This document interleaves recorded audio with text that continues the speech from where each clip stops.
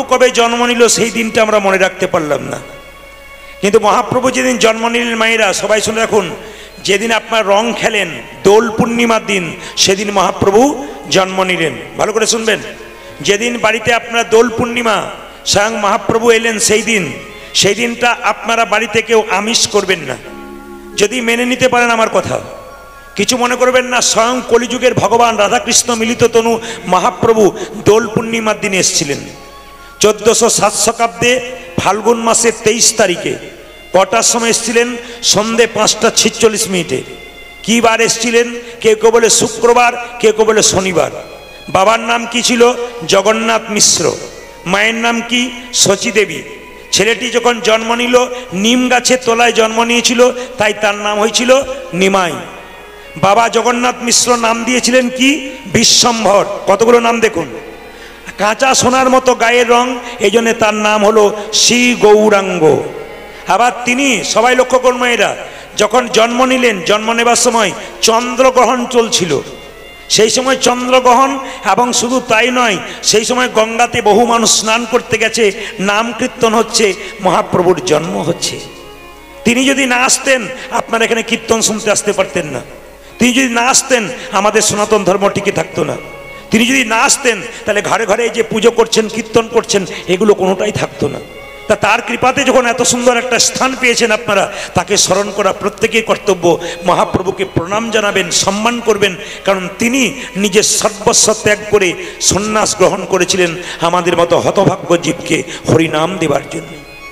এই নিমাইয়ের ছোটবেলাকার কাহিনী শুনলে চমকে যাবেন আপনারা। ছোটবেলায় নিমাই কিন্তু কৃষ্ণ ভক্ত ছিল না, খুব চঞ্চল ছিল। নদীতে গঙ্গায় কেউ স্নান করলে, স্নান করে উঠলে তাকে জল ছিটিয়ে দিত, রাস্তা থেকে ধুলো নিয়ে তার গায়ে ছিটিয়ে দিত। আবার মেয়েরা গঙ্গা স্নান করে মা গঙ্গাকে ভোগ দেবে বলে পারে রাখতো, স্নান করতে নামলে নিমাই সেগুলোকে খেয়ে চলে যেত। এ হচ্ছে নিমাই। কিন্তু নিমাইয়ের অল্প বয়সে মায়েরা, নিমাইয়ের মায়ের 8টি কন্যা সন্তান মারা যাওয়ার পর একটা ছেলে হলো, তার নাম হলো বিশ্বরূপ। তারপর জন্ম নিল কে? বিশ্বম্ভর, স্বয়ং ভগবান মহাপ্রভু। কিন্তু মায়েরা অল্প বয়সে ছোট্ট ছেলেটি কাকে হারালো? বাবা জগন্নাথ মিশ্রকে হারালো। যখন তিনি জগন্নাথ মিশ্রকে হারিয়ে চলে যাচ্ছেন গয়াতে পিণ্ড দিতে, পরিচয় হলো ঈশ্বরপুরীর সঙ্গে। বিরাট পণ্ডিত মানুষ, তার কাছ থেকে দীক্ষা নেবার পর থেকে কৃষ্ণ কৃষ্ণ ছাড়া আর কিছুই বুঝতে পারলেন না। প্রথম বিয়ে হয়েছিল বল্লভাচার্যের কন্যা, তার নাম হচ্ছে লক্ষ্মীপ্রিয়া। কিন্তু মায়েরা 5 বছর সংসার করলো, লক্ষ্মীপ্রিয়া একদিন সাপে কেটে মারা গেল। দ্বিতীয় বিয়ে কার সঙ্গে হয়েছিল? সনাতন মিশ্রের কন্যা, তার নাম হচ্ছে বিষ্ণুপ্রিয়া, তার সঙ্গে বিয়ে হয়েছিল। এই নিমাই কিন্তু দীক্ষা নেওয়ার পর তারপর তিনি কি করলেন? সন্ন্যাস গ্রহণ করলেন। কার কাছ থেকে? কেশব ভারতীর কাছে। নাম হলো কি? শ্রী কৃষ্ণ চৈতন্য প্রভু। শ্রী মানে কি? সুন্দর। কৃষ্ণ মানে কি? আকর্ষণ। চৈতন্য মানে কি? চেতনা। যিনি প্রত্যেকটা জীবের মধ্যে কৃষ্ণ নামের চেতনা জাগাবেন বলে এলেন, তিনি হলেন মহাপ্রভু। দাদা নিতাইকে ডাকলেন, দাদা তুমি অধম জীবকে হরিনাম দাও। কিভাবে? নয়নে দেখিবে যারি কৃষ্ণ নামে দেবে, নয়নে দেখিবে যারি কৃষ্ণ নামে দেবে,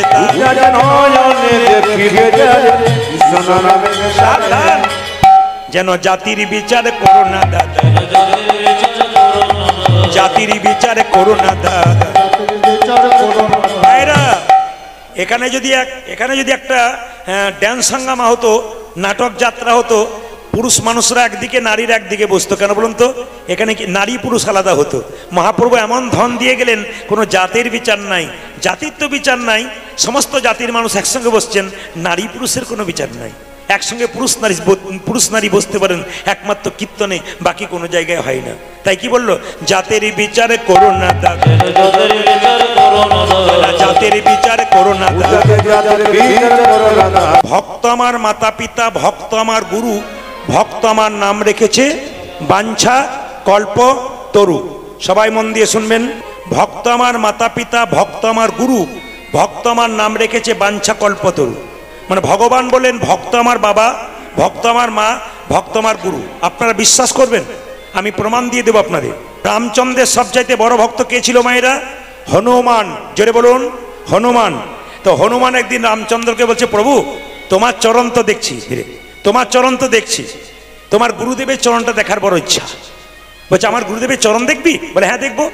তাহলে এক কাজ কর, সোজা চলে যা, সরজু নদী পার হয়ে একটা বিরাট বড় পর্বত আছে, দেখবি আমার গুরু পাগুলো বাইরে করে শুয়ে আছে।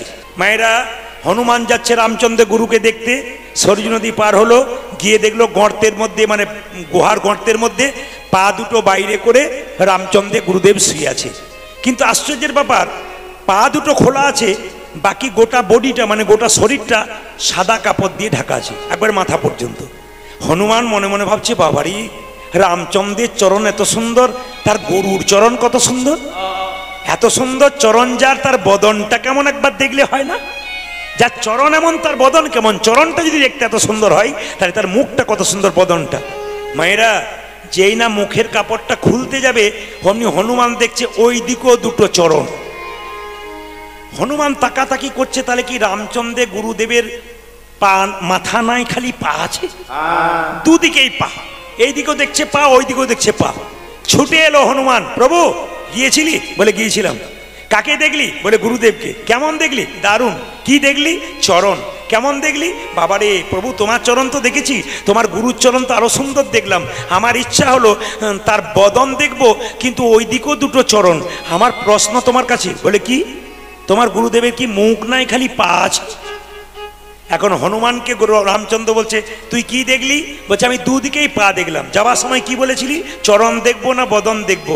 বলে চরণ দেখবো বলেছিলাম। তুই তো চরণ দেখবো বলেছিলি, তুই কি বলেছিলি? বদন দেখবো। তাই যে পাশ থেকে দেখবি তুই চরণই দেখতে পাবি। না না না না, আমি তোমার গুরুদেবের বদন দেখতে চাই। বলে তাহলে এক কাজ কর, আর তুই পাহাড়ের গুহাতে যাবি না, সরজু নদীর জলে যাবি, জলের দিকে তাকাবি, দেখবি আমার গুরুর বদন দেখতে পাবি। মায়েরা বলুন তো, জলের দিকে কেউ তাকালে কার মুখ দেখা যায়? ভূতের না প্রেতের? জোরে বলুন। ভূতের মুখ দেখা যায় নাকি? কার মুখ দেখা যায়? হ্যাঁ, নিজের। তাহলে জলের দিকে যখন এরকম করে হনুমান তাকাচ্ছে, যখন তাকাচ্ছে, তাকাতে তাকাতে হঠাৎ দেখতে পেলো কি, খালি নিজের পোড়া মুখটাই দেখতে পাচ্ছে। ও জলটাকে মাঝে মাঝে এরকম করে নিচ্ছে, আবার নিজের পোড়া মুখটা দেখছে। অনেকক্ষণ পরে এসে বলছে, প্রভু বলে কি, তুমি বললে জলের মধ্যে গুরুদেবের, তোমার গুরুদেবের মুখ দেখতে পাবো, দেখতে পেলাম না, ছাই আমার পোড়া মুখটা দেখতে পেলাম। কি দেখলি আর একবার বল? বলে আমার পোড়া মুখটাই আমি দেখতে পেলাম। ওরে হনুমান, আমি শাস্ত্রে বলেছি, ভক্ত আমার মাতা পিতা, ভক্ত আমার গুরু, ভক্ত আমার নাম রেখেছে বাঞ্ছা কল্পতরু। ভক্ত যদি আমার গুরু হয়, তুই তো আমার পরম ভক্ত, তুই তোর মুখ দেখবি না তো কি অন্য কারো মুখ দেখবি? নিতাই গৌর হরি। একসঙ্গে বলবেন রাধে রাধে। বাহ, এই সুরটা যেন আমি সবসময় শুনতে পাই। জোরে বলুন রাধে রাধে।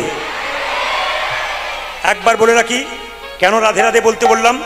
ভগবান কৃষ্ণ নিজের মুখে বললেন দুটো কথা, যে আমি যে কৃষ্ণের দাস, আমি যে কৃষ্ণের দাস, এতে যদি কারো সন্দেহ হয়, কোটি কোটি যুগ যদি আমাকে ভজনা করে, সকল ভজনা বৃথা তার।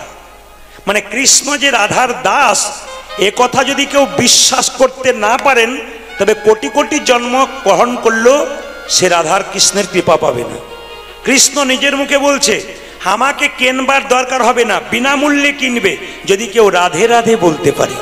আমার রাধারানীকে যে খুশি করতে পারে, আমি তার প্রতি খুশি হয়। যদি কৃষ্ণের কথাটা তাই হয়, সবাই মিলে একসঙ্গে বলুন, কৃষ্ণের কৃপা পেতে গেলে রাধে রাধে। একবার জোরে বলুন, একবার জোরে বলুন। আমি আপনাদের শিখিয়ে দিয়ে যাই, আগামীকাল থেকে সকালবেলায় যে যাকে দেখবেন কি বলবেন? জোরে বলবেন। আগামীকাল সকাল থেকে যে যাকে দেখবেন কি বলবেন? মন্দিরে যাবেন কি বলবেন? বন্ধুর সঙ্গে দেখা হবে কি বলবেন? বান্ধবীর সঙ্গে দেখা হবে কি বলবেন? স্বামী স্ত্রীতে ঝগড়া হবে কি বলা বলি করবেন? দেখবেন কৃষ্ণের কৃপা কিন্তু হয়ে যাবে। জোরে বলুন রাধে রাধে রাধে রাধে। এই খড়গপুরের পাশে দেখবে একটা গ্রাম ছিল, আপনাদের গ্রামের নাম যেমন সিঙ্গি, ঠিক সেরকম খড়গপুরের পাশে একটা গ্রাম ছিল, গ্রামটার নাম হচ্ছে ধারেন্দা গ্রাম। মায়েরা, সেখানে স্বামী স্ত্রী দুজন বাস করত। স্বামীর নাম কৃষ্ণমণ্ডল, স্ত্রীর নাম দুরিকা দেবী। আমি কিন্তু মাঝখানে জিজ্ঞেস করবো স্বামীর নাম কি? বললাম কৃষ্ণমণ্ডল, সবার মনে থাকবে, কৃষ্ণ কথা সবার মনে থাকবে। আর স্ত্রীর নাম কি? দুরিকা দেবী। গাড়ি বাড়ি টাকা পয়সা সব থাকলেও একটা জিনিস না থাকলে বাড়িতে সুখ নাই, কি বলুন তো? কোনো মায়ের কোলে যদি সন্তান না থাকে। আসলে তাই হয়, যারা খুব বেশি ভক্ত হয় ভগবান তাদের মাঝে মাঝে ধাক্কা মারে। দেখবেন, কিছু মনে করবেন না, যারা খুব হরিনাম করে তাদের ছেঁড়া কাপড় হয়, যারা দেখবেন খুব ভগবানের নাম করে, আমাদের মতো কথা বলি নাই, যারা প্রকৃত ভক্ত হরিনাম করে পাগলের মতো ঘুরে বেড়ায়, ছেঁড়া কাঁথায় সই, তারা দেখবেন ছেঁড়া কাপড় হয়, ঘর ফুটে জল পড়ে, এদের ছেলের অসুখ হয়, অনেক কষ্ট পাই এরা। কেন পাই? ভগবান যাচাই করে দেখে, তোকে পরীক্ষা করে দেখবো, তুই পাস করলে আমার, আর ফেল করলে আমার নোস। দেখবেন মায়েরা যারা পড়াশুনো করে তারা পরীক্ষা দেয়, যারা পড়াশুনো করেন তারা পরীক্ষা দেয় না। যারা ভক্ত তাদের পরীক্ষা হয়, যারা অভক্ত তাদের পরীক্ষা হয় না।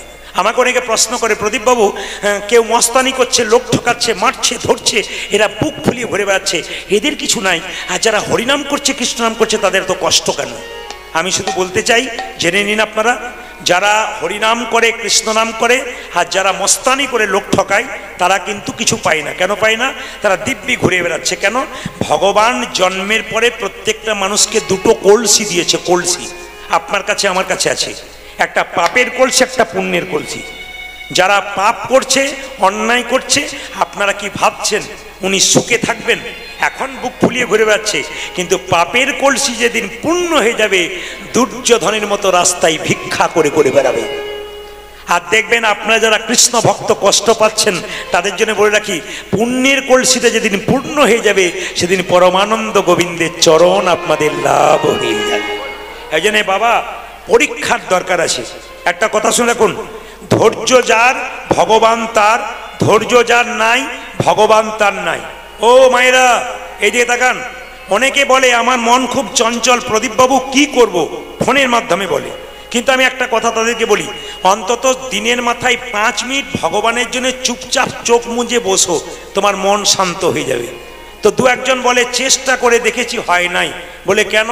না, চোখ মুজলে আমার ঘুম চলে আসে, আমার ভয় নাই। আবার একজন বলছে চোখ মুজলেই সংসারে হাজার চিন্তা মাথায় চলে আসে, ওই জন্য হয় নাই। আবার দেখবেন অনেকে বলেছি, এক কাজ করো না, যেদিন ব্রত, রামনবমী, জন্মাষ্টমী, যেদিন একাদশী, সেদিন এক কাজ করো না, মৌন থাকো, মৌন। ও মায়েরা, মৌন মানে কি বলুন তো? সারাদিন ব্রত নিতে হবে, আমি কারোর সঙ্গে কোনো কথা বলবো না।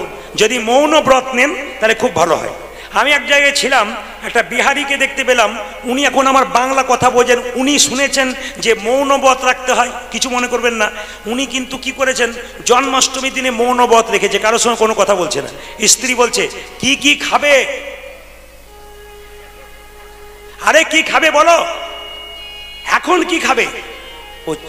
ও শুনেছে যে চুপ করে থাকতে হয়, চারিদিকে তাকিয়ে দেখলো কেউ যেন দেখতে নাই, বলে চা বানা, চা চা। মানে বুঝতে পারছেন তো, ও কি করবে? স্ত্রী বুঝতে পারছে না। না না, মৌন ব্রত মানে কি? যতক্ষণ চুপচাপ থাকবেন সেই দিনটা ভগবানের চরণে মনটাকে রেখে দেবেন। মায়েরা, ভগবানের কাছে যে চাই সে অল্প পায়, আর যে চাই না এত পাই ভাবতে পারে না। যারা বয়স্ক বাবার এখানে আছেন, কৃষ্ণের পরম বন্ধু সুদামা কৃষ্ণের কাছে গিয়েছিল 10 দিনের জন্যে। সুদামার স্ত্রী ভিখারি, সুদামার বাড়ির চাল ফুটে জল পড়ে, কৃষ্ণের কাছে গিয়েছিল, 10 দিন ছিল। কৃষ্ণ জিজ্ঞেস করেছিল, সুদামা তুই কেমন আছিস? তোর কৃপায় আমি খুব ভালো আছি। একবারও বলছে না যে ঘর ফুটে জল পড়ে। তোর স্ত্রী কেমন আছে? খুব ভালো আছে। একবারও বলছে না ভিখারিনীর মতো আছে। ভগবান মনে মনে ভাবলো, সুদামা তুই আমার কাছে কিছু না বললে কি হবে? আমার নাম তো অন্তর্যামী, আমি তো জানি তোর কি অবস্থা হচ্ছে। ওই জন্য মায়েরা, মন্দিরে গিয়ে কেউ বলবেন না আমার ছেলের বিয়ে দাও, মেয়ের বিয়ে দাও, ছেলের চাকরি দাও। ভগবান তো জানে যে তোমার কি আছে কি নাই। বলবে কেন? তুমি ভগবানকে ভক্তি সম্পদ দাও, উনি তোমাকে কৃপা সম্পদ দেবে। চাইবে না কিছু। কৃষ্ণমণ্ডল বলছে আমি চাইতে পারবো না, যেতে পারি। দুরিকা দেবী দেখলো এ তো একজেদি মানুষ, এ তো চাইবে না। আচ্ছা ঠিক আছে বাবা, তোমাকে চাইতে হবে না, তোমার তো জগন্নাথ দর্শন হবে। কৃষ্ণমণ্ডল বললো তাহলে আমি যাই, কিন্তু কাউকে বলো না, আমি আসি তারপর বলবে। কৃষ্ণমণ্ডল চললো জগন্নাথ মন্দিরে, সবাই মিলে একটু উলুধ্বনি দেবেন, জয় জগন্নাথ জয় জগন্নাথ জয় জগন্নাথ জয় জগন্নাথ জয় জগন্নাথ জগন্নাথ দেব কি এবার বলুন তো মায়েরা, জগন্নাথের চোখটা গোল না কৃষ্ণের চোখটা গোল? জোরে বলুন। জগন্নাথের। আস্তে। আচ্ছা মায়েরা, কৃষ্ণের চোখটা পটল চেরা, জগন্নাথের চোখটা গোল কেন? কৃষ্ণের চোখ পটল চেরা, মাঝে মাঝে এদিক ওদিক বিচার হয়, কিন্তু জগন্নাথের চোখ গোল, জগন্নাথের বিচার সমান। কেন? ব্রাহ্মণ গেলেও যা, শূদ্র গেলেও তা, জমিদার গেলেও যা, প্রজা গেলেও তা। এই দিয়ে তাকান, রাজা গেলেও যা, প্রজা গেলেও তা। যেই জগন্নাথের কাছে যাবে জগন্নাথ দেব সমান, তাই চোখটা তার গোল। মায়েরা, কারা কারা জগন্নাথ দেব মন্দিরে গেছে একটু হাত তুলুন তো। বেশ, নামাবেন। জগন্নাথ দেবের মন্দিরে দেখবেন মায়েরা, হাঁড়ির ওপরে হাঁড়ি রান্না হয়। জোরে বলুন হ্যাঁ না না? দেখবেন আশ্চর্য ব্যাপার, ওপরের হাঁড়ি থেকে রান্না হয়ে আসে। এ খুব আশ্চর্য মাহাত্ম্য। জগন্নাথ মন্দিরে আপনারা দেখবেন কোনো গুঁড়ো মশলার ব্যবহার করে না, শিল নোড়াতে বাটা হয়, নোড়া দিয়ে, শিল দিয়ে। হ্যাঁ, সবাই লক্ষ্য করুন, যে যেখানে বসে আছেন, খুব দামি দামি কথা। এই জগন্নাথ মন্দিরে কিন্তু যে জলটা ব্যবহার করার, ওটা কিন্তু কুয়ো থেকে নেওয়া হয়। জগন্নাথ মন্দিরে কুয়ো আছে, সেই কুয়োর জল, মানে আদি জিনিসকে ব্যবহার করা হয়, কোনো নকল জিনিস নয়। জগন্নাথের প্রসাদ দিনের পর দিন তৈরি হচ্ছে। সবাই তাকাবেন, খুব দামি কথা। আপনারা যারা হাত তুললেন যে আমরা জগন্নাথ মন্দিরে গেছি, তারা বলুন তো এই কথাটা জগন্নাথকে বলতে পেরেছেন কিনা? কৃষ্ণমণ্ডল কি সুন্দর বলছে দেখুন। ওগো জগন্নাথ, আমি তোমার কাছে এলাম কিছু চাইব বলি, কিন্তু কি চাইব জগন্নাথ? তোমার তো হাত নাই, তোমার তো পা নাই, তুমি আমায় দেবে কি? তোমার হাত থাকলে তুমি দিতে, তোমার পা থাকলে তুমি দিতে। ওগো জগন্নাথ, তুমি দেবে কি? ওগো জগন্নাথ, তুমি দেবে কি? মায়েরা, তোমার হাত নাই, তোমার পা নাই, তুমি দেবে কি? তোমার হাত নাই, তোমার পা নাই, তুমি দেবে কি? এ কথা কেউ বলতে পেরেছেন? কিন্তু যখন যারা বড় বড় ভক্ত হয়, ভগবানকে বলতে পারে। জগন্নাথ দেব কি বললো দেখুন। ওরে কৃষ্ণমণ্ডল, আমার হাত নাই ঠিক কথা, এই হাতে তোদেরকে দিলাম কর্ম করার জন্য। আমার পা নাই, এ পা তোদেরকে দিলাম এক জায়গা থেকে অন্য জায়গা যেতে হবে কর্মের জন্য। আমার যা নাই তা আমি তোদেরকে দিলাম। কৃষ্ণমণ্ডল কেঁদে কেঁদে বলছে, জগন্নাথ, তোমার কাছে লোকে এসে গাড়ি বাড়ি টাকা পয়সা ধন দৌলত চাই, কিন্তু তোমার কাছে আমি কি চাইব? আমি যা চাইব জগতের কেউ চাইবে না। সবাই শুনে নিন, জগন্নাথ মন্দিরে গিয়ে আপনারা কত কিছু চেয়েছেন, কিন্তু কৃষ্ণমণ্ডল যেটা চাইলো আপনারা কেউ চান না। কৃষ্ণমণ্ডল বলল, গো জগন্নাথ, আমি তোমার সামনে বললাম আমার স্ত্রী তোমার কাছে অনেক কিছু চাইতে বলেছিল, কিন্তু কিছুই চাইতে পারলাম না। লোকে যা চাই তাই চাইলাম না। কি চাইবো জানো? আমি কিন্তু কি চাইবো? গাড়ি চাই না, বাড়ি চাই না, টাকা চাই না। যদি দেবে জগন্নাথ তবে দাও আমায় একটা কৃষ্ণ ভক্ত সন্তান দাও। হরিব। আপনাদের গাড়ি হোক, বাড়ি হোক, টাকা হোক, আমি সেটা চাইবো না। আপনাদের হোক, অনেক হোক, কিন্তু আমি একটা জিনিস চাইবো, যারা কীর্তন শুনতে এসছেন তাদের প্রত্যেকের বাড়িতে একটা করে যেন কৃষ্ণ ভক্ত সন্তান হয়। প্রশ্ন করবেন, প্রদীপবাবু টাকা পয়সাওয়ালা ইঞ্জিনিয়ার ডাক্তার মাস্টার ছেলে চাইলেন না, আমি কৃষ্ণ ভক্ত সন্তান চাইলেন কেন? না, কৃষ্ণ ভক্ত সন্তান চাইলাম এই জন্যে, নিমাই যখন তার বাবার পিণ্ড দিতে যাচ্ছিল তখন মাকে জিজ্ঞেস করেছিল, মা পিণ্ড দিলে কি হয়? সচিমাতা বলেছিল পিণ্ড দিলে 7 বংশোদ্ধার হয়। নিমাই বলেছিল, মা পিণ্ড দিলে 7 বংশোদ্ধার হয়, কোনো বংশে একজন কৃষ্ণ ভক্ত সন্তান জন্ম নিলে তার 7 বংশ নয়, তার 14 বংশ। আমি বলবো, আজকে আপনাদের কাছে আমি একটা সুন্দর কথা বলে যাই, আপনাদের ভবিষ্যৎবাণী আমি করে যাই। আপনাদের এই সিংহী গ্রাম বা পার্শ্ববর্তী গ্রামের যারা কীর্তন শুনতে এসছেন, শুনে যান। আমি বেঁচে থাকি কে না থাকি, পরবর্তী প্রজন্ম যারা ছোট ছোট বাচ্চা জন্ম নিচ্ছে, আমি আসরে দাঁড়িয়ে বলে গেলাম 100% আপনাদের এখানে কৃষ্ণ ভক্ত সন্তান জন্ম নিচ্ছে। এরকম ছোট ছোট বাচ্চাগুলো 10-12টা সামনে বসছিল, তো যতগুলো প্রশ্ন করছি মাগুলো উত্তর দিচ্ছে না, তার আগে বাচ্চাগুলো দিচ্ছে। জিজ্ঞেস করলাম এরা কি করে? বলে আপনার তো সবসময় শুনছে, মুখস্থ হয়ে আছে, ওরাই দিচ্ছে, আপনারা শোনেন না? বলে আমরা শুনি কিন্তু মনে রাখতে পারি না। যেমন কিছু মনে করবেন না, এক ভদ্রলোক আমাকে পরশু তারিখে বলছে, আমি কীর্তন সবাই শোনে কিন্তু বোঝে কম। বোঝে কজন? সবাই তো শোনে, বোঝে কজন? একজন বলছে আমি 365 দিনের মধ্যে আমার কোনো কাজ নাই, ছেলেরা চাকরি করে, বলেছে বাবা কোনো অসুবিধা নাই, যেখানে যেখানে হরিনাম হবে তুমি শুনতে চলে যাবে, প্রসাদ পাবে, বাড়ি চলে আসবে, কোনো অসুবিধা নেই। বলছে সব জায়গায় কীর্তন শুনি, 365 দিনের মধ্যে 250 দিন কীর্তন শুনি, কিন্তু একটা গন্ডল কি, আমি বিড়ি ছাড়তে পারি না। তাহলে বলুন উনি কি কীর্তন শোনে নাই? উনি শুনেছেন কিন্তু বোঝেন নাই। তাহলে শুধু শুনলে হবে না, বুঝতে হবে। মানব জন্ম কি করা কর্তব্য সব আমি আপনাদেরকে বুঝিয়ে দেবো। যেই না কৃষ্ণমণ্ডল বলছে কৃষ্ণ ভক্ত সন্তান দাও, জগন্নাথ দেব যেমন আশীর্বাদ করে বলল, যা কৃষ্ণমণ্ডল তোকে কৃষ্ণ ভক্ত সন্তান। কৃষ্ণমণ্ডল আনন্দিত মনে বাড়ির দিকে ছুটছে তার স্ত্রীকে জানাবার জন্য কৃষ্ণ ভক্ত সন্তান পেয়েছে। গাইতে গাইতে যাচ্ছে, আহ ভগবানের কি লীলা গো, যশোদার দুলাল তুমি যশোদার দুলাল বজের রাখা বৃন্দাবন মন দুরিকা। মায়েরা, কৃষ্ণমণ্ডলের স্ত্রীর নাম কি বলুন জোরে? দুরিকা। বাহ, খুশি আমি। দুরিকা দেবী গলায় গামছা নিয়ে, কাপড়টা নিয়ে, একটা গামছাতে এক ঘটি জল নিয়ে কৃষ্ণমণ্ডলের পা দুটো ধুয়ে দিল আস্তে। মায়েরা, এখানে সিংহিতে যারা কীর্তন শুনতে এসছেন, তীর্থস্থানে অনেকে গেছেন, অনেকে যেতে পারেন নাই। অনেকের টাকা নেই তাই যেতে পারেন নাই, অনেকের সময় নাই তাই যেতে পারেন নাই। যদি কেউ তীর্থস্থানে যেতে না পারেন, কয়েকটা উপায় বলে দিই, তীর্থস্থানে ফল আপনি পাবেন। প্রথম উপায়টা কি, কেউ যদি একাদশী পালন করতে পারে সমস্ত তীর্থের ফল কিন্তু সে লাভ করতে পারে। আপনি তীর্থে যেতে পারলেন না, কিন্তু একাদশী পালন করতে পারলেন, আপনার তীর্থের ফল কিন্তু লাভ হয়ে গেল। একটু হাত তুলে দেখান তো মায়েরা, কারা কারা একাদশী করেন, বাবারা কারা কারা করেন? বলে হারি, সুন্দর, হাত নামান।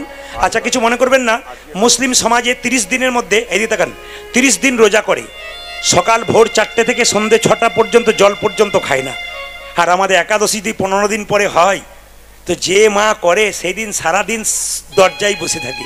অনেক মেয়ে জিজ্ঞেস করে, দিদি তুমি দরজায় বসো না, আজকে দরজায় বসে আছো? আজ আমার একাদশী। কি দুঃখ করে বলছে।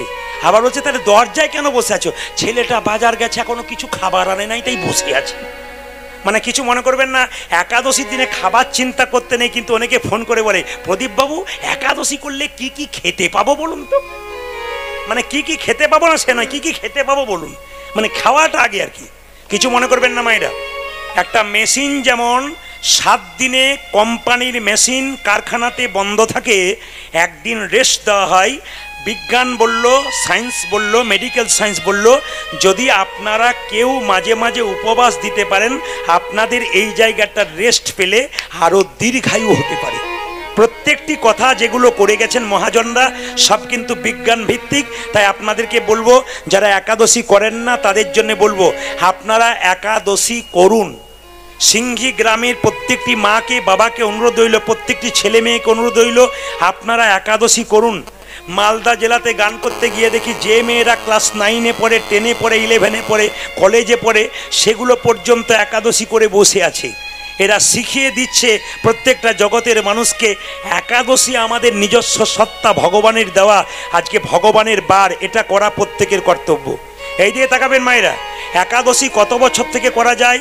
8 থেকে 80 বছর পর্যন্ত করা যায়। অনেকে আবার বলে বিধবাদের একাদশী করতে নাই, কেউ কেউ বলে সদবাদের করতে নেই। আমাদের হিন্দু ধর্মে দেখবেন বহু লোক আছে, এরা কিন্তু না, আমাকে অনেকে বলে, আচ্ছা প্রদীপবাবু পেটে বাচ্চা থাকলে আমার শাশুড়ি মা বলেছে তুলসী গাছে জল দিবি না, মন্দিরে উঠবি না, কোনটা ঠিক? আপনি বলছেন দিতে, উনি বলছেন না দিতে, তাহলে কোনটা ঠিক? আমি বললাম পেটে বাচ্চা থাকলে ডাক্তারের কাছে যাও না পাড়ার লোকের কাছে যাও? ওই যে ডাক্তারের কাছে যাই, তাহলে ডাক্তারের কাছে আসুন। যারা বইপত্র নিয়ে পড়াশুনো করে তাদেরকে জিজ্ঞেস করুন, জিজ্ঞেস করলে সফল হবেন। যাকে তাকে জিজ্ঞেস করলে তো আপনার কোনো কাজ হবে না, সঠিক জায়গায় জিজ্ঞেস করতে হবে। একাদশীর দিনে 5টা জিনিস বারণ: চাল, গম, জব, সরিষা তেল, মানে সরিষা ডাল। ডাল খেতে পারবেন না, চাল খেতে পারবেন না, গম খেতে পারবেন না, সরিষার তেল খেতে পারবেন না, সরিষার তেল মাখতে পারবেন না। তাহলে কি করবেন সবাই শুনে রাখুন, সরিষার তেল আপনি মা মেখে আপনি নারকেল তেল মাখবেন। আপনি কি খাবেন? সন্দক লবণ খাবেন, এই লবণ খেতে পাবেন না। আপনি একটা সবজি করতে পারেন, নির্জলা একাদশী করতে পারলে খুব ভালো। যদি নির্জলা করতে না পারেন তাহলে ফল খাবেন, দুধ খাবেন, সবজি খাবেন। কি সবজি খাবেন না? কুমড়ো দিয়ে, পেঁপে দিয়ে, আলু দিয়ে, একটা পেঁপে দিয়ে সবজি করতে পারেন, এটা খেতে পারেন। এটা হচ্ছে দ্বিতীয় মধ্যম একাদশী। আমি একবার মালদা জেলায় গিয়েছিলাম, তো আমাকে যে বাড়িতে মাসা বললো, প্রদীপবাবু আজ তো একাদশী। বলে হ্যাঁ। তো বললাম একাদশীর দিনে বেশি খাবার খেতে নেই, যতটা কম খাবেন তত ভালো। একাদশীর দিনে যত কম খাবেন, মানে পেটটাকে 4 ভাগ করলে 2 ভাগ খাবেন, 1 ভাগ জল খাবেন, 1 ভাগ ফাঁকা রাখবেন। এটা প্রত্যেক দিনের নিয়ম, ডায়েট। কিন্তু একাদশীর দিনে একবারে যত কম খাবেন তত ভালো। আমাকে সেদিন চার গ্লাস দুধ, 4 রকমের পায়েস, 4 রকমের সবজি, 4 রকমের ফল, 1 থালা ফল দিয়েছে। মেয়েটি বলছে বিশেষ কিছু দিতে পারলাম না। বললাম 30 দিন যদি এরকম হয় তাহলে কোনোদিন আমি একাদশী ছাড়বো না। যা দিয়েছে আর কি। নির্জলা একাদশীর নাম হচ্ছে উত্তম একাদশী, আর ফলমূল খেয়ে একাদশী মধ্যম একাদশী। আর আমাকে যেটা দিয়েছিল উত্তম নয়, মধ্যম নয়, ধমাধম একাদশী। অনেকে আবার দেখবেন বলে একাদশীর দিনে রুটি খেতে হয়, অনেকে বলে ওটাই আটা খেতে হয়, বলে আটা নয়, একাদশী নয়, ওটা আটাদশী হয়ে যায়। তাই আটাদশী যেন না হয়, একাদশীর নিয়ম বলে দিই। আগের দিনে রাত্রিবেলায় আপনারা ব্রাশ করে নেবেন, কারণ পেস্টের মধ্যে লবণ থাকে। সকালে লবণ দিয়ে ব্রাশ করলে পেস্টের মধ্যে লবণ থাকে, সে ব্রাশ করলে আপনার একাদশী হলো না। জিভ ঝুলতে গিয়ে জিভ কেটে গেলে আপনার একাদশী হলো না। ওই জন্য বারবার বলবো এই তত্ত্বগুলো শুনে একাদশী করুন। 8 থেকে আসে অনেকে বলে দাদা অসুবিধা কিছু নেই, ওষুধ খাই, দিনের মাথায় 3টে, একাদশী করতে পারবো না? করতে পারবেন না, একবারে করতে পারবেন। অনেক মায়েরা বলে বাবা তুমি তো জানো মায়েরা 4 দিন অসহ্য অবস্থায় থাকে, রজস্বল অবস্থায়, একাদশী করতে পারে না? 100% করতে পারবে, একবারে করতে পারবে একাদশী। আচ্ছা বাড়িতে কেউ মারা গেলে একাদশী করা যায়? হ্যাঁ, 15 দিন অসহ্যের মধ্যে আমি একাদশী করতে পারেন। একদিন 15 দিন অসহ্য চলছে, একাদশী পড়ে গেল, আপনি একাদশী করতে পারেন। শুধুমাত্র শ্রাদ্ধের দিনে একাদশী করা যাবে না, শ্রাদ্ধের পরের দিনে আপনি করে নেবেন। একাদশীর বিরাট মাহাত্ম আছে, যদি কেউ করতে পারে তার লাভ আছে। মায়েরা, কৃষ্ণমণ্ডলের স্ত্রী দুরিকা দেবী তার পা দুটো ধুয়ে দিল স্বামীর, পায়ে প্রণাম করলো। প্রত্যেকদিন সকালে করে, কিছু মনে করবেন না। সিঙ্গি গ্রামে কীর্তন করতে এলাম, এত মা কীর্তন শুনছেন, একটু বলবেন তো সকালবেলায় স্বামীকে কে কে পা ছুঁয়ে প্রণাম করে? দাদারা ভাবছে এতদিন পরে আপনি আমাদের হয়ে বললেন, কেউ বলে না। এই দিকে তাকান, কৃষ্ণমণ্ডলের স্ত্রী দুরিকা কিন্তু প্রত্যেক দিন সকালবেলা দাঁড়ান সকালবেলায় প্রণাম করে। আজকে প্রণাম করেছে, পাটা ধুয়ে দিয়েছে, কিছু মনে করবেন না। আপনারা কিন্তু কীর্তন শুনে, আজকে কীর্তন শোনার পর কাল সকালবেলা থেকে স্বামীগুলো পা ছুঁয়ে দেবেন, পা ধুয়ে দেবেন। দাদারা একটু পাগুলো ধুয়ে শোবেন, কাল সকালে প্রণাম হবে আপনাদের। না না, দুরিকা দেবী যেটা করতো কিছু মনে করবেন না। যদি তীর্থস্থান থেকে কেউ ফিরে আসে, আমার দিকে তাকান, ফল কি লাভ করবেন? আপনাদের সিঙ্গি গ্রামে কোনো ব্যক্তি যদি তীর্থস্থানে ফিরে আসে, বয়স্ক মানুষ, তাকে গিয়ে প্রণাম করবেন, মাথায় হাত দেবে, আপনি কিছুটা ফল পেয়ে গেলেন। আপনার বন্ধু গেছে তীর্থস্থানে, একটু আলিঙ্গন করলেন, ব্যাস আপনি কিছু পেয়ে গেলেন। একটা বাচ্চা তার মায়ের কোলে গেছে, কোথায়? তীর্থস্থানে, আপনি তাকে কোলে করে আদর করলেন, আপনি ফল পেয়ে গেলেন। দুরিকা দেবী প্রণাম করলো। মায়েরা, স্বামীর সঙ্গে স্ত্রীর কি সম্পর্ক? শুধুই কি প্রণাম করেছে? একটু তাকাবেন, আমি আপনাদের শাস্ত্র থেকে প্রমাণ দেবো। আমি আগে বলে নিই, তারপর কথাগুলো কিন্তু আমার নারকেলের মতো, ওপরটা শক্ত, ভেতরে শ্বাস জল আছে। বাইরেটা শুনতে কেমন, ভেতরে তত্ত্ব আছে। আপনার স্বামী আপনার কে হয়? আমি বলবো, আপনারা হ্যাঁ বলবেন। স্বামী আপনাদের গুরু হয়? জোরে বলুন হা না না, জোরে বলুন। দাদারা বলছে কি যে হয় ঘরে না গেলে বুঝবেন না। আচ্ছা, স্বামী আপনার দেবতা হয়? হ্যাঁ না না বলুন। যাক, অন্য জায়গায় হ্যাঁ হুঁ পাই না, আপনাদের যে পাচ্ছি তার জন্য প্রণাম জানাই আপনাদেরকে। আপনার স্বামী আপনার রোগের ওষুধ হয়? আপনার স্বামী আপনার বাবা হয়? আপনার স্বামী আপনার ভাই হয়? আপনার স্বামী আপনার ছেলে হয়? অনেকে কিন্তু দুটোতে আছে। মানে ভোটের সময় দেখবেন কিছু কিছু ব্যক্তি আছে দুপক্ষেই মুড়ি খায়, কাকে যে ভোট দেয় কেউ জানে। সেরকম দেখবেন দু পার্টি দু চারজন দেখবেন স্বামী বাবা হয়, ভাই হয়, মানে হ্যাঁ হতে পারে না হতে পারে, টিকমার্ক দিতে পারছে। সবাই তাকাবেন, স্বামীকে হয়, বাবা হয়। কেন? একটা প্রমাণ দিয়ে দিই আপনাদেরকে। বাবা যদি ভালো হয়, মা যদি ভালো হয়, সন্তান ভালো হয়। এপিজে আব্দুল কালাম রাষ্ট্রপতি, যিনি চলে গেছেন আমাদের ছেড়ে, তিনি বলেছেন একটা মা 100টা স্কুলের সমান, একটা বাবা 100টা শিক্ষকের সমান। আমার 2টি কন্যা, একটি ভাগ্যলক্ষ্মী, একটি শুভলক্ষ্মী। দুজনেই এখন ওরা পড়াশুনো করছে। কিন্তু আমি যখন বাড়ি যাই, তখন আমি কোনো কিছু পড়াশুনো করলে, লিখলে, লাল দাগ দিলে পেছনে ওটা বসে থাকে ছোটটা। তারপর আমি উঠে গেলেও দেখে বাবা কি কি লিখলো, কি কি করলো, এগুলো দেখে। তো কেউ যদি প্রশ্ন করে তোমার বাবা আছে, বলে হ্যাঁ আছে। বাবাকে একবার ফোনটা দাও। ও তখন জিজ্ঞেস করে কি বলছেন বলুন না। এই জিনিসটা একটু জানতে চাইছিলাম, আমি বলে দিচ্ছি। ও কিন্তু কিছু কিছু প্রশ্নের উত্তর দিয়ে দেয়, আমি শুনতে পাই, সঠিক দেয়। কেন? বাবা আলোচনা করে, মেয়ে আলোচনা করে। প্রমাণ দিলাম কেন? বিষ্ণুপ্রিয়া সনাতন মিশ্রের কন্যা, নিমাই পণ্ডিতের স্ত্রী। তো নিমাই যেদিন সন্ন্যাস নেবে, বিষ্ণুপ্রিয়াকে বলল প্রিয়া তুমি বাপের বাড়ি চলে যাও। বিষ্ণুপ্রিয়া বলল স্বামী, এটা কি বাপের বাড়ি নয়? তুমি আমার বাবা, তুমি আমার ছেলে, তুমি আমার গরু, তুমি আমার ভাই, তুমি আমার রোগের ওষুধ, তুমি আমার দেবতা, তুমি আমার ইহকাল, তুমি আমার পরকাল। যারা কীর্তন শুনছেন ভাব দিয়ে শুনবেন। বয়স্ক বাবার এসছেন, গ্রন্থটির নাম বলে দিলাম চৈতন্য চরিতামৃত নয়, চৈতন্য চরিত গ্রন্থ। শুনবেন যে যেখানে বসে আছেন, অনেক বয়স্ক বাবাদের জন্য এটা দিলাম। চৈতন্য চরিত গ্রন্থ সবার ভালো লাগবে, একটু শুনে রাখুন মায়েরা। বিষ্ণুপ্রিয়া নিমাই যখন 24 বছর বয়স সন্ন্যাস নিল, বিষ্ণুপ্রিয়ার বয়স ছিল মাত্র 14 বছর। তাকাবেন আমার দিকে, একটা 14 বছরের মেয়ে আপনাদের সিঙ্গি গ্রামে কোন ক্লাসে পড়া উচিত? ক্লাস 9-এ পড়া উচিত। এই মেয়েটা শিখিয়ে দিল স্বামী ভক্তি কাকে বলে।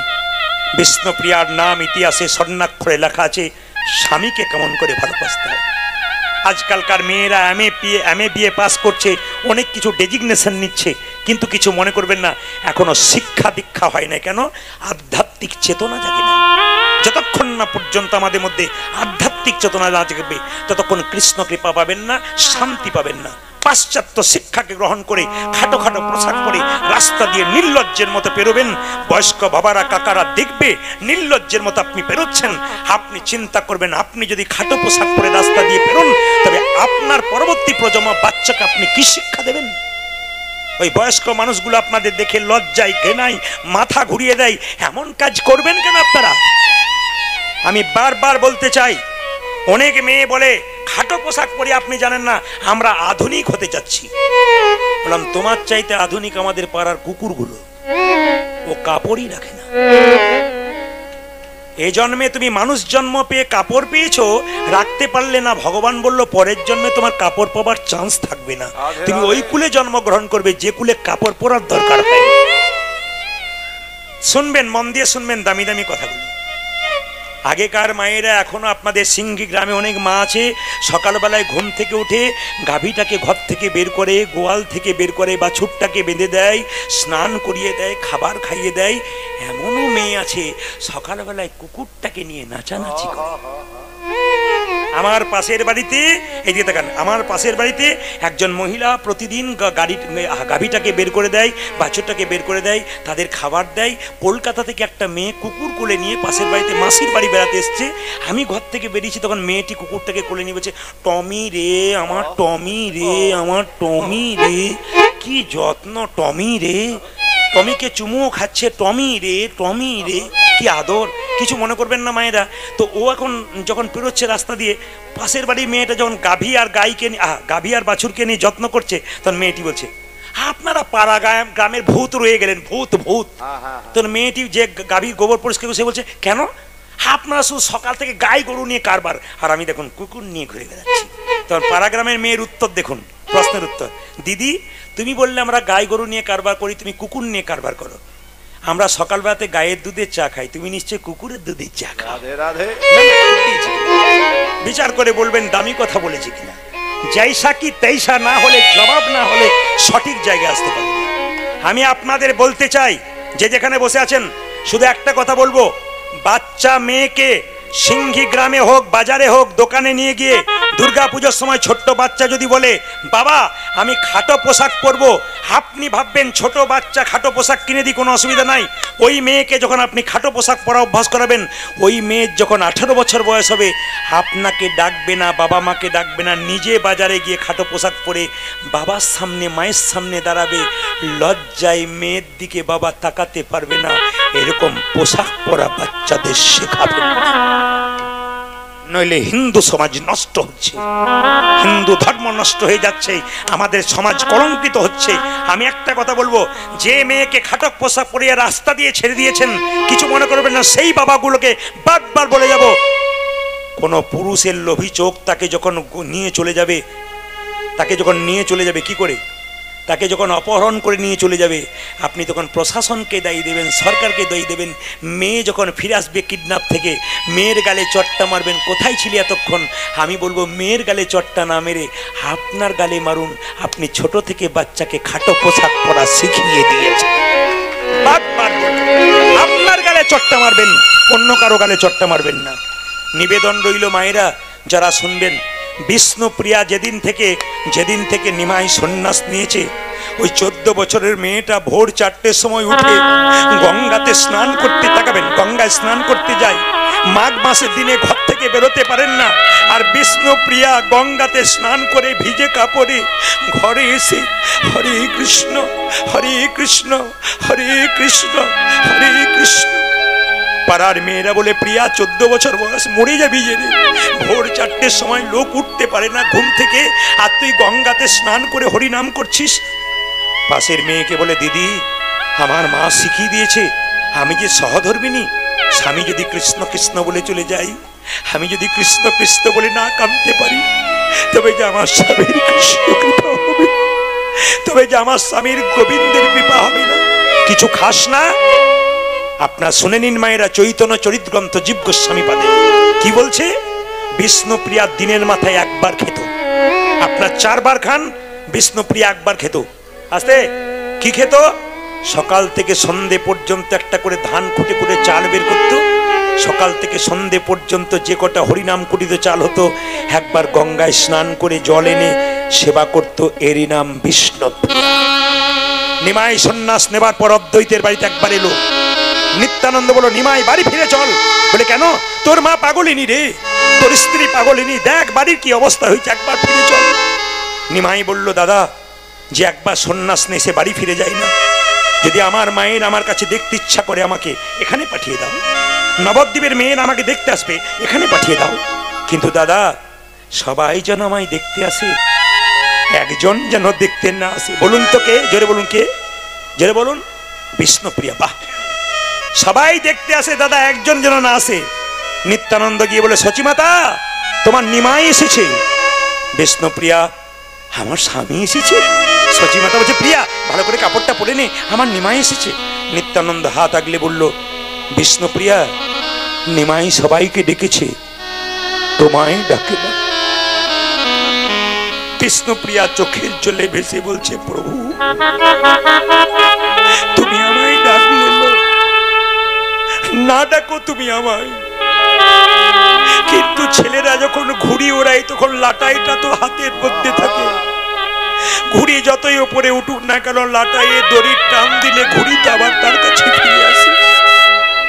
তোমার প্রতি আমার প্রেমের লাটাইটা তো আমার হাতে বাঁধা আছে, তুমি যেখানে যাও না কেন আমার কাছে তোমাকে আসতে। ভক্ত যদি ভগবানকে ডাকে, ভগবান ভক্তের কাছে যায়, ভক্ত ভগবানের কাছে যায় না। অহল্যা পাষাণ হয়েছিল, রামের কাছে গিয়েছিল, রাম তো অহল্যার কাছে যায় নাই। তাকাবেন মায়েরা, সবাই নিমাই দেখতে যায়, বিষ্ণুপ্রিয়া ছাড় খেয়ে কাঁদে। মেয়েরা মেয়েদের শত্রু, চিৎকার করে বলছে, প্রিয়া প্রভু সবাইকে ডাকলো, তোকে ডাকলো না। তোর মতো হতভাগিনী, তোর মতো ভাগ্যহীনা আছে কজন? নবদ্বীপের মেয়েরা নিমাই দেখতে যাচ্ছে, চিৎকার করে বলছে, প্রিয়া প্রভু সবাইকে ডাকলো, তোকে ডাকলো না, তোর মতো ভাগ্যহীনা আছে কজন? বিষ্ণুপ্রিয়া চোখের জল মুঠে বলল, দিদি আমাকে ভাগ্যহীনা বললে? আমার মতো ভাগ্যবতী আছে কজন? বলে, কেন? যাকে দেখবার জন্য হাজার হাজার মানুষ চলে যায়, সে তো হাজার হাজার মানুষের নয়, সে তো আমার মানুষ। আমার মানুষকে দেখবার জন্য যদি হাজার হাজার মানুষ চলে যায়, আমার মতো ভাগ্যবতী কজন? তুই যাবি না? কেন? আসবে রে, আমার প্রভু আমার কাছে আসবে, আমার বিশ্বাস। নিমাই এসেছিল, আপনারা কেউ জানেন না না জানেন, চৈতন্য চরিত গ্রন্থ জীব গোস্বামী পাদের পড়বেন, পরিষ্কার করে লেখা আছে, নিমাই একদিন রাত্রি 12টার সময়, কেউ জানে না, বিষ্ণুপ্রিয়ার কাছে এসেছিল। দরজায় ধাক্কা, প্রিয়া প্রিয়া প্রিয়া। বিষ্ণুপ্রিয়া 14 বছরের মেয়ে তো ঘুমিয়ে গিয়েছিল। প্রিয়া, কে? কে তুমি? আমি এসেছি। তুমি তুমি এসেছো? তুমি কে? আমি গো। কীর্তন কেমন জিনিস দেখুন, একাঙ্ক নাটক, একাই অভিনয় করব, সবাই দেখবেন। আসরটার দিকে তাকিয়ে দেখুন, স্থির হয়ে বসে আছে। কেন? প্রেম দিলে মানুষ ডুবে যায়। বিষ্ণুপ্রিয়া মাথায় কাপড়টা নিয়ে উঠে বলছে, কে তুমি? আমি গো তোমার প্রাণনাথ এসেছি। দরজা খুলবে না? দাঁড়াও। দরজাটা খুলেছি, নিমাই দাঁড়িয়ে আছে পেছনে। বিষ্ণুপ্রিয়া, কি গো প্রিয়া, আমার দিকে তাকাবে না? না। একবার তাকাও না। বহুদিন পরে স্বামী যদি স্ত্রীর কাছে আসে, স্ত্রী কি একবার স্বামীর মুখের দিকে তাকায়? তোমার কি ইচ্ছা হয় না আমি এতদিন পর তোমার কাছে এলাম, তুমি আমার দিকে তাকাবে? নিমাই বলে উঠল, একবার তাকাও। বিষ্ণুপ্রিয়া বলছে, পৃথিবীতে যে কোনো নারীর স্বামী বহুদিন পর তার কাছে এলে তার স্ত্রী তার মুখটাকে বদন বহুত ভক্তি বলে দেখে। আমারও ইচ্ছা হয় তোমাকে দেখব, কিন্তু দেখতে পারি না। কেন? শাস্ত্রে বলেছে, সাধু মুখে বলেছে, যে একবার সন্ন্যাস নেয় সে নারী মুখ দেখতে নাই। আমার মতো হতভাগিনীর মুখ দেখিয়ে আমি তোমার সন্ন্যাস ধর্ম নষ্ট করতে চাই। নিমাই বলল, প্রিয়া, তোমার মতো পত্নী যদি ঘরে ঘরে হয়, প্রতিটি পতি গোবিন্দের চরণ পায়। কিছু চাইবে না? না। বহুদিন পরে স্বামীর কাছে স্ত্রী, স্ত্রীর কাছে স্বামী এলে কিছু চাওয়া থাকে না? বললাম তো না। তুমি কিছুই চাইবে না? বিষ্ণুপ্রিয়া বলল, একটা প্রশ্ন ছিল তোমার কাছে। কি? যে তোমাকে ডাকে সে তো কষ্ট পায় কেন? যে ভগবানকে ডাকে থেকে বারবার চোখের জলে কাঁদতে। চুপ করে থেকো না প্রভু, উত্তর দিয়ে যাও। সারা জীবন যদি আমি কেঁদে কেঁদে বললাম, তবে তোমার সঙ্গ, তোমার চরণ পাবো কি করে? নিমাই বলে উঠল, প্রিয়া, এই জন্য তুমি আমার সহধর্মিনী। তোমার জন্যই তো আমি ওপরে উঠতে পেরেছি। তাকাবেন আমার দিকে। 365 দিনের মধ্যে 330 দিন বাইরে থাকি। আমাদের স্ত্রীরা বলতে পারে না 330 দিন বাইরে আছো? নারী যদি নারীর মতো হয়, পুরুষ ওপরে ওঠে। নারী আনারী হলে পুরুষ নিচে নেমে যায়। নারী ছিল পদ্মাবতী, জয়দেবকে গোবিন্দ চরণ পাইয়ে দিয়েছিল। নারী ছিল চিন্তামণি, পতিতলে বাস করে বিল্লমঙ্গলকে কৃষ্ণ চরণ পাইয়ে দিয়েছিল। নারী ছিল রামী, রজকিনীর মোহে ব্রাহ্মণকে ভালোবেসে পদকর্তা তৈরি করেছিল। আপনাদের কাছে নিবেদন রইল, নারী নারীর মতো হওয়া দরকার। কিছু চাইবে না? না। কেন চাইবে না প্রিয়া? বিষ্ণুপ্রিয়া বলল, জগৎপতিকে যে পতিরূপে পেয়েছে তার আবার চাইবার কি আছে? ভগবানকে যে প্রতিরূপে পেয়েছে তার আবার কিছু চাইবে না। দেবে যদি একটা জিনিস দাও। কি? তোমার এই খরম যুগল। কি করবে? এই খরম যুগলে নিয়ে নবদ্বীপে তোমার মন্দিরে আমি কেঁদে কেঁদে, তুমি যেমন জগন্নাথ মন্দিরে বিলীন হয়ে যাবে, আমি সেরকম বিলীন হয়ে যাব। ওই জন্য মায়েরা, স্বামী বাবা হয়, স্বামী ছেলে হয়। বিষ্ণুপ্রিয়া বললে, তুমি যেমন, নিমাই বললো, কখন স্বামী বাবা হয়, কখন স্বামী ছেলে হয়? তুমি কি বোঝাচ্ছ আমাকে? আমি পণ্ডিত, আমি বুঝলাম না, তুমি বুঝলে কি করে? বিষ্ণুপ্রিয়া বলছে, আমার বাবা আমাকে শিখিয়ে দিয়েছে, স্বামী কখনো বাবা হয়। অন্নদানে পিতা সম, রতিদানে পতি। অন্নদানে পিতা সম, রতিদানে পতি। অন্নদানে পিতা সম, রতিদানে পতি। মেয়েদের যখন বিয়ে হয় না, অন্ন জোগাড় করে কে? মেয়েদের যখন বিয়ে হয় না, অন্ন জোগাড় করে কে? বাবা। আর বিয়ে হলে কে জোগাড় করে? স্বামী। স্বামীকে অন্নদাতা পিতা। অন্নদানে পিতা সম, রতিদানে পতি। অন্নদানে পিতা সম, রতিদানে পতি। পিণ্ডদানে পুত্র সম, অগতির গতি। পিণ্ডদানে পুত্র সম, অগতির গতি। মেয়েরা বলুন তো, ছেলে হলে আনন্দ হয় না মেয়ে হলে আনন্দ হয়? ছেলে হয় তাহলে দেখবেন মায়ের কি আনন্দ। আর মেয়ে হলেও প্রথমে অসুবিধা নাই, দ্বিতীয়বার হয়ে গেলে বলে এই তো ভগবানের কোনো। কিন্তু একটা কথা বলে রাখি, ছেলে হোক মায়েরা, ছেলে যদি একটা বংশের প্রদীপ হয়, মেয়েরা দুটো বংশের প্রদীপ। এইদিকে কেন বলুন তো? ছেলে একটা বংশের প্রদীপ, বাবার বংশের, আর মেয়েরা বাবার বংশ আলো করে আর শ্বশুরের বংশ আলো করে। এই জন্যে আস্তে এই জন্যে দুটোই কিন্তু মেয়েরা দুটো বংশের প্রদীপ না, ছেলে মেয়ে দুটোই দরকার আছে। ঈশ্বর যদি না দেয় কিছু করার নেই, যা দিয়েছে তাই নিয়েই সুখী থাকবেন। তবে একটা কথা বলি, ছেলে হোক মেয়ে হোক তাকে এই যে যারা কীর্তন শুনতে এসছে বাইরে থেকে তাদেরকে শুনতে দিন আস্তে। ছেলে হোক আর মেয়ে হোক, মায়েরা মানুষ করবেন মানুষের মতো। ঈশ্বরচন্দ্র বিদ্যাসাগরের মা ভগবতী দেবী, বিদ্যাসাগর মহাশয় কলকাতায় ছিলেন, শুনলেন মায়ের অসুখ হয়েছে, নদী পার হয়ে, দামোদর নদী পার হয়ে মায়ের কাছে ছুটে এলো। এই হলো ছেলে। মা কেমন? ভগবতী দেবী, বিদ্যাসাগর তার মাকে বললো, তোমার ছেঁড়া চাদর নিয়ে ঘুরে বেড়াচ্ছ, একটা ভালো নতুন শাল তোমাকে কিনে দিলাম কলকাতা থেকে, এই শালটা তুমি নাও। ওই শালটা মা না নিয়ে বাক্সের মধ্যে ভরে দিলেন। জিজ্ঞেস করলো, তুমি বাক্সের ভেতরে ভরে দিলে, নিলে না কেন? পাড়া প্রতিবেশীর কত মা ঠান্ডায় থরথর করে কাঁপছে, আমি তোর মা হয়ে শালটা নেবো কি করি? কিন্তু আমাদের যদি কোনো মা রাস্তা দিয়ে একবার শাল পেয়ে যায় না, শাল দেখাতে দেখাতে যায়, দেখবেন শাল দেখাতে। তার বাচ্চাও সেরকম হয়। কেন বলুন তো? এইদিকে তাকাবেন, এইদিকে তাকাবেন, বাচ্চা কেমন হয়? বাচ্চা কেমন হয়? আমার পাশের বাড়িতে একটা মেয়ে তার বাচ্চাকে শিক্ষা দিচ্ছে, 25 বছর, এইদিকে 25 বছরের মা 3 বছরের বাচ্চাকে শিক্ষা দিচ্ছে। টিফিন বাক্সে টিফিন দিলাম, স্কুলে যাবি খাবি, কাউকে দিবি না, দিলে তোর একদিন কি আমার একদিন। আমি খেটে খেটে মরবো সকাল থেকে, আর লোকের ছেলেকে গন্ডে পিন্ডে গেলাবি, একবারে দিবি না। ছেলে বলছে, মা কি বললে?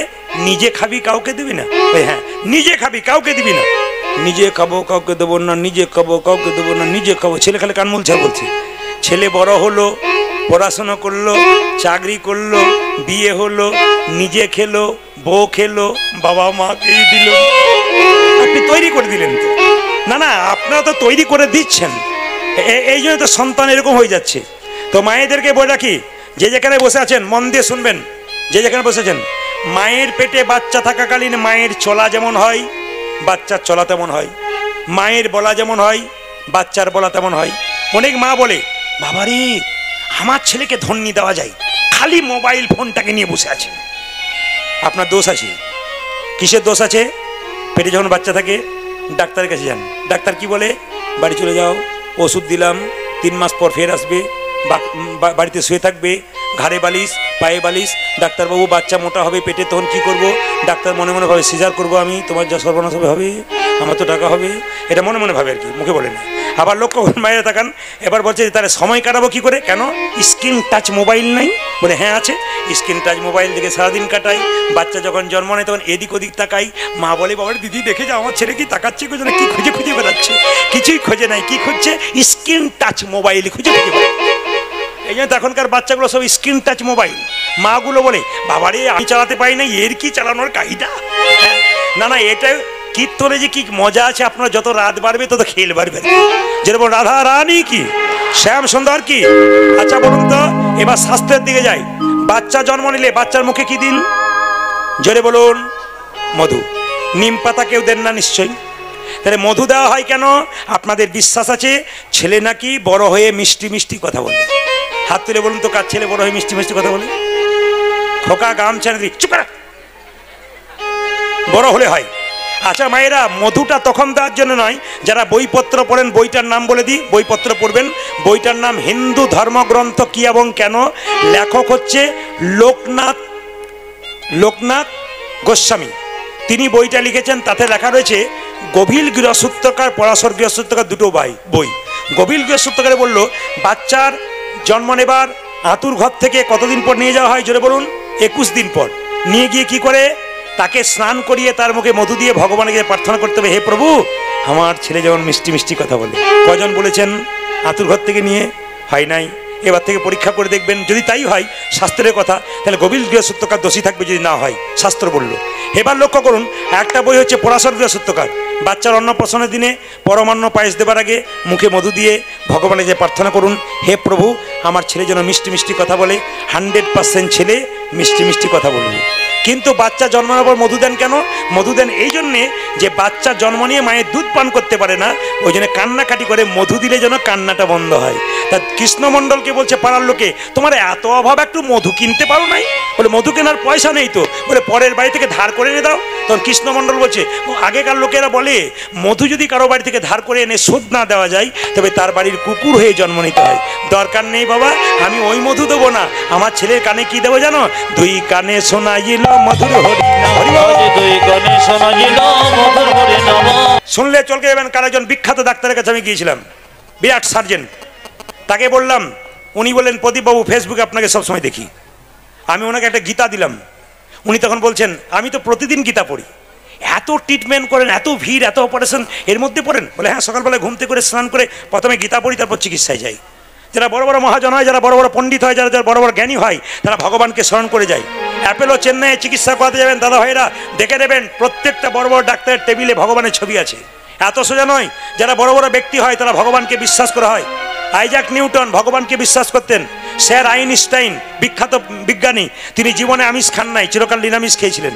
আমাদের সমাজে একটা দেখবেন ব্যাপার আছে, যদি কোনো মা তার ছেলেকে নিরামিষ খায়, পাশের মেয়েরা বলে তুই এখন থেকে নিরামিষ খাওয়াস না, দেখবি দুর্বল হয়ে যাবে। আপনাদের বলে যায় যদি তাই হয়, তাহলে বিরাট বড় বিজ্ঞানী আইনস্টাইন কি করে দুর্বল হয়ে গেল? দুর্বল হয়ে গেছে। আচ্ছা বলুন, সচিন টেন্ডুলকরকে হারিয়ে একজন বিখ্যাত ব্যাটসম্যান হয়ে গেলেন, পৃথিবীর সেরা রানে, তিনি কে? বিরাট কোহলি। ভালো করে দেখুন, তার স্ত্রী অনুষ্কা আর বিরাট কোহলি দুজনে নিরামিষ খায়। ব্যাটে 6-এর পর 6 মারছে, আপনি পাচ্ছেন না মাংস খেয়ে, আর উনি নিরামিষ খেয়ে মারছেন। তার মানে এর থেকে কি শিক্ষা পেলেন? নিরামিষ কি? এই যে তাকাবেন, যারা আমিষ খায়, মাংস খায়, তাদের সামনের দাঁত আর নিচের দাঁত বড় হয়। যারা আমিষ খায় তারা দেখবেন জল চেটে চেটে খায়, আর যারা নিরামিষ খায় তারা জল দেখবেন দিব্যি খাচ্ছে। তাহলে এখন বলুন তো, যারা মাংস খায় তাদের সামনের দাঁত দুটো বড় থাকে, চিবিয়ে খেতে হয়। আচ্ছা বলুন, কুকুর মাংস খায়, সামনের দাঁত দুটো বড়। আচ্ছা, বাঘ মাংস খায়, সামনের দাঁত দুটো বড়। বিড়াল মাংস খায়, সামনের দাঁত দুটো বড়। মানুষ মাংস খায়, সামনের দাঁত বড়। অনেকে দেখছে, তাহলে আমায় তো খাই, তাহলে বড় হতে শুরু করলো নাকি?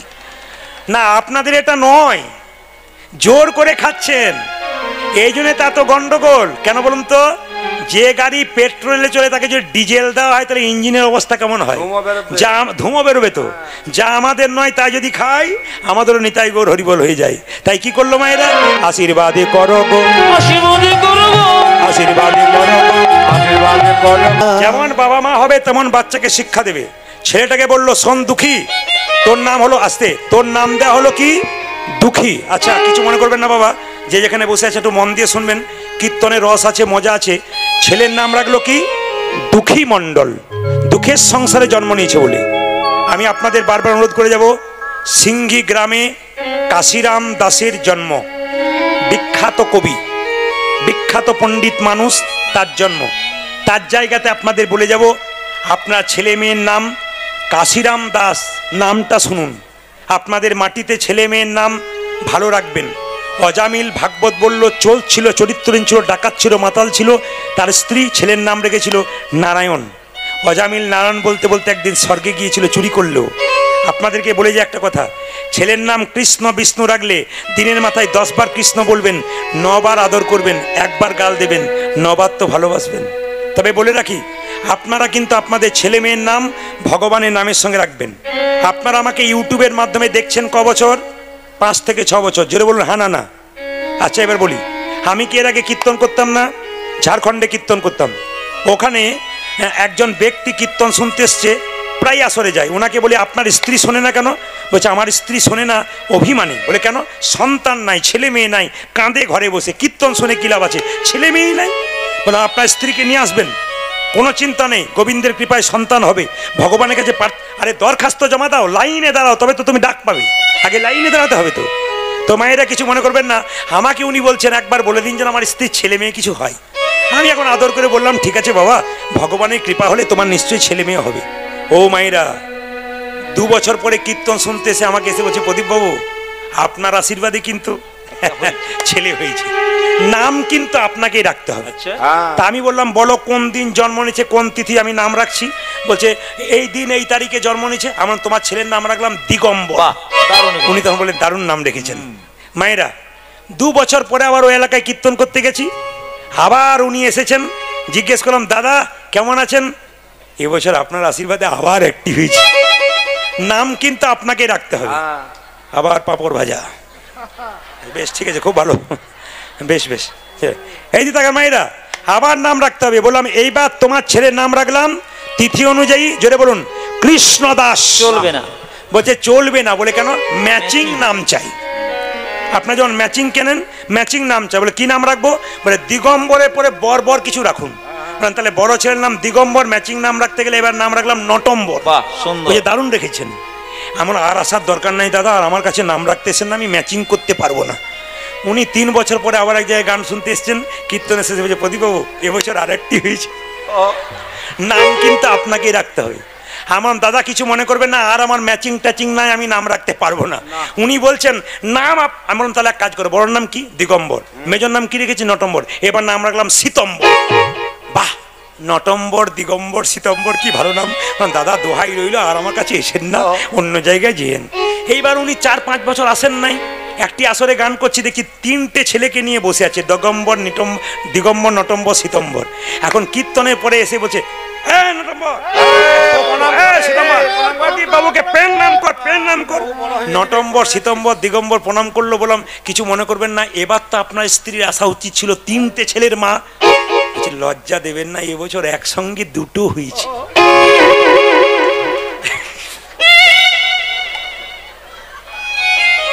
কীর্তনে যে কি মজা আছে, না শুনলে বুঝতে পারবেন না। এইদিকে এইদিকে মায়েরা, আমি বললাম দাদা আমি আর নাম রাখতে পারবো না। নাম আপনাকে রাখতে হবে, নাম রাখা চাই। শেষে আমি খেয়ে দিয়ে বাড়ি যাব, আমার গাড়ির গেট টানে, দাদা নাম রেখে দিন। আমার দাদা দেখুন কিছু মনে করবেন না, দিগম্বর, নটম্বর, সীতম্বর আমার আর মনে পড়ছে না, বর্বর কিছু মনে পড়ছে না, আমি খারাপ কিছু নাম রেখে ফেলবো। বলছে না, আপনি যা নাম দেবেন সেইটাই হবে। আমি তখন গেটটাকে বন্ধ করতে বললাম, বন্ধ করতে করতে বললাম বড়র নাম দিগম্বর, মেজর নাম নটম্বর, 3 নম্বর সীতম্বর। এবার 2টোর নাম রাখলাম নভেম্বর আর ডিসেম্বর। উপায় তো নাই। মায়েরা, ছোট্ট ছেলের নাম রাখলো কি? দুঃখী মণ্ডল। ছোট্ট দুঃখীকে তার বাবা বলল, তোকে এমনি এমনি পাই নাই, জগন্নাথ মন্দিরে কৃপা করে পেয়েছি। ওরে দুঃখী, তুই বৃন্দাবনে যাবি, গোবিন্দের চরণ পাবি, তার আগে তোকে নবদ্বীপে গিয়ে গুরু কৃপা পেতে হবে। ছোট্ট দুঃখী বলছে তাহলে বাবা আমি যাব? বলে হ্যাঁ। রাত্রিবেলায় বাবা মা যখন শুয়ে আছে, 5 বছরের দুঃখী বাবা মাকে দূর থেকে প্রণাম করে বলছে, বাবা আমি চলে যাই, আমি চলে যাই, দাও নিতাই চাঁদের শ্বশুর বাড়ি কোথায়? কালনা। কালনা জানা আছে আপনাদের? সে তো সামনেই, নাকি বলছেন? কালনাতে একজন বিখ্যাত গুরুদেব ছিল, তার নাম হৃদয় চৈতন্য। কেন? নিতাই গৌরকে হৃদয়ে নাচিয়েছিল, নাম হলো হৃদয় চৈতন্য। কালনায় গিয়ে হৃদয় চৈতন্য বাড়িতে চিৎকার করে বলল, হৃদয় চৈতন্য ঠাকুর কি, হৃদয় চৈতন্য ঠাকুর কি। হৃদয় চৈতন্য বেরিয়ে এসে বললো, কি নাম তোর? দুঃখী। দুঃখী দুঃখী প্রণাম করলো। কি করতে এসছিস? দীক্ষা নিতে এসছি। বেশ বেশ বেশ। দীক্ষা মানে জানিস মায়েরা? এদিকে দেখান, দীক্ষা কারা কারা নিয়েছেন? হাত তুলুন। দীক্ষা, দীক্ষা, বাহ, তুলুন তুলুন। দাদা দীক্ষা নিয়েছেন, এবার নামান। এতদিন আপনারা দীক্ষা নিয়েছেন, দীক্ষা মানে কি? ছোট্ট দুঃখী বললো, আমি বুঝতে পারলাম না দীক্ষা মানে কি, তুমি বুঝিয়ে দাও। হৃদয় চৈতন্য বলল, দীক্ষা মানে দিয়ে খা। স্নান করার পর ভগবানকে দিয়ে যে না খায়, ভগবানকে দিয়ে যে খায় তার দীক্ষা নেওয়া সার্থক, যে দেয় না তার দীক্ষা নেওয়া সার্থক নয়। দীক্ষা মন্ত্র ভজন করবেন কোন দিকে মুখ করে? এক পূর্ব দিকে, নালে উত্তর দিকে। ভালো করে শুনে নেবেন কথাগুলো। দীক্ষা মন্ত্র ভজন করতে হয় পূর্ব দিকে মুখ করে, উত্তর দিকে মুখ করে। কিসের ওপরে বসে? কম্বলের আসন হলে খুব ভালো হয়, না হলে কুশের আসনে বসলে হয়। আগেকার মুনি ঋষিরা হরিণের চামড়ার উপরে বসে ভজন করত। মাটিতে বসে বা সানের ওপরে বসে কিছু পাতন না পেতে যে দীক্ষামন্ত্র ভজন করে, হরিনাম ভজন করে, সে দীক্ষামন্ত্র ভজন করে, তার দুঃখ হয়। এই যে দুঃখ যাতে না হয়, আপনি আসনের ওপরে বসবেন। যদি আসন না থাকে যে কোনো আসনে বসবেন আপনি। কিন্তু মায়েরা, আসনটাতে গুরুমন্ত্র ভজন করার পর, সবাই জেনে নিন দামি কথা, গুরুমন্ত্র ভজন করার পর আসনটা তুলে আসনের নিচে একটু জল দেবেন।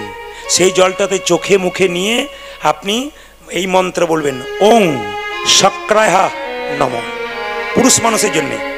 সবাই শুনে নিন যারা বাবারা আছেন। ইন্দ্রদেব আপনার গুরুমন্ত্রের ফলটা চুরি করে নিয়ে যেতে পারে, যাতে চুরি করতে না পারে, আসনটাতে মন্ত্র ভজন করার পর আসনটা তুলবেন, একটু জল আসনের নিচে দিয়ে দেবেন। সেই জলটা চোখে মুখে মায়েরা বাবারা সবাই নেবেন, নিয়ে বলবেন ওং শক্রায়া নমঃ। এটা পুরুষদের জন্য। মায়েদের জন্যে শ্রী সাক্রাহা নমো। খুব দামি কথা আপনাদের বলে দিয়ে গেলাম। এবার লক্ষ্য করুন মায়েরা, যে যেখানে বসে আছেন, মন্ত্র ভজন হয়ে গেল। এবার ছোট্ট দুঃখী জিজ্ঞেস করছে, আমি তোমার কাছে দীক্ষা নিতে চাই। হৃদয় চৈতন্য বলছে, আমার কাছে দীক্ষা নিতে গেলে পরীক্ষা দিতে হবে। পরীক্ষা? আমি সব পরীক্ষা দিতে প্রস্তুত। বলছে, এক কাজ কর বাবা, এই দেখ তোকে একটা মাটির কলসি দিলাম, এই কলসিটা মাথায় করে নিয়ে প্রত্যেকদিন গঙ্গা থেকে জলে নেমা তুলসী বাগানে সেবা কর। যেদিন তোর তুলসী বাগানে জল দেওয়া সার্থক হবে সেদিন মন্ত্র দেবো, তার আগে দেবো না। সবাই লক্ষ্য করুন, ছোট্ট দুঃখী 5 বছর বয়সে বিরাট বড় একটা মাটির পাত্র নিয়ে গঙ্গা থেকে জল আনছে আর গাইছে। সবাই মিলে একটু গুরুকে স্মরণ করবেন, নিজে নিজে গুরুকে স্মরণ করবেন। সবাই যারা বসে আছেন, বাবারা মায়েরা, এই যে মোবাইল, যারা মায়েরা বাবারা সবাই ফোন করছেন, এখানে দু একজন এত জোরে ফোন করছেন যে তার পাশে যারা আছে সবাই শুনতে পাচ্ছে কি কি বলা হয়ে গেল। আস্তে আস্তে বলে নিন। সবাই লক্ষ্য করুন মায়েরা, যে যেখানে বসে আছেন। ছোট্ট দুঃখী যাচ্ছে, আপনার নিজে নিজে গুরুকে স্মরণ করুন। আমি গুরুর গুণগান গাইব। ছোট্ট দুঃখী গাইতে গাইতে যাচ্ছে, জয় জয় শ্রী গুরু প্রেম কল্পতরু। সবাই গুরুকে স্মরণ করুন। জয় জয় শ্রী গুরু প্রেম কল্পতরু। জয় জয় শ্রী